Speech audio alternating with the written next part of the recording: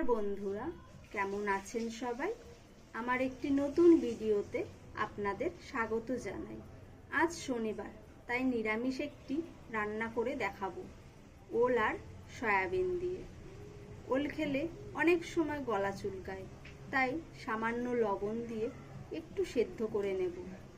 ওল সেদ্ধ হয়ে গেলে কড়াইয়ের তেলে প্রথমে লবণ হলুদ দিয়ে সয়াবিন ভাজতে বসিয়ে দেব। এই রান্নায় আমি সামান্য কিছু মশলা দেব, যেমন আদা, জিরে আর কয়েকটা লঙ্কা। এগুলি পেস্ট করে রাখব। সয়াবিন নামিয়ে কড়াইতে তেল দেব।